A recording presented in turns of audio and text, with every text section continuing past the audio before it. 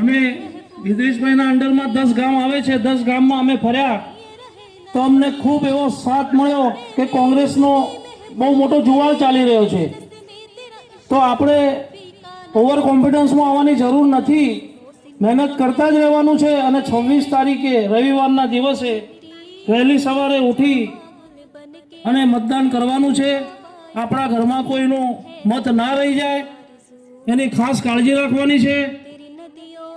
એક એક મત યાદ કરી અને આપવાનું છે અને આપણી તાકાત બતાવવાની છે.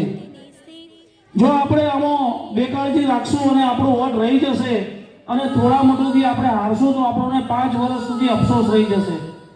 તો આપણે આ ગામમાં જે માણસો બહાર ગામથી આવેલા છે, આપણા ગામની દીકરીઓ બહાર રહેતી હશે, આપણા ગામના માણસો ધંધા અર્થે બહાર ગામમાં રહેતા હશે, તો આપણે એમને મહેનત કરી એક દિવસ પૂરતા એમને અહીં લાવવાના છે, એમને વોટિંગ કરાવવાનું છે. આપણું વોટિંગ 38 ને 33નું છે. તો હું તો કહું છું કે 100% વોટિંગ થવું જોઈએ. તો આપણો ઉમેદવાર જંગી બહુમતીથી જીતશે. બંને ઉમેદવારો તાલુકામાં પણ નયનભાઈ ઉભેલા છે, એમને પણ અમે જોઈએ છીએ કે વાઘાણામાં ઘર ઘર જઈને મહેનત કરે છે, ઉમરુમાં મહેનત કરે છે. મેત્રાણાના ઉમેદવાર આપણે બેઠેલા છે ફારૂકભાઈ, એ રસલુપુરમાં મેત્રાણામાં મહેનત કરી રહ્યા છે.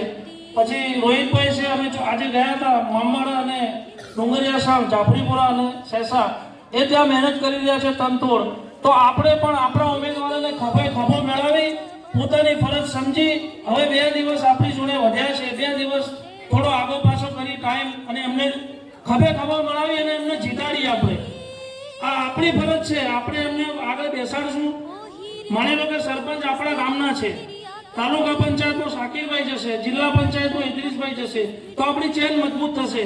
બધા જ પ્રશ્નોનું નિરાકરણ આવશે. સરપંચ શ્રી તાલુકામાં રજૂઆત કરશે, તાલુકાવાળા જિલ્લામાં રજૂઆત કરશે અને જિલ્લાવાળા આગળ રજૂઆત કરશે. તો આપણા બધાને ફાયદો થવાનો છે. તો દરેક ગામના 12 ગામથી જે આવેલા મહેમાનો છે એમના ગામમાં પણ આવો પ્રચાર કરજો અને આપણા ઉમેદવારોને જંગી બહુમતીથી જીતાડજો એવી હું અપીલ કરું છું.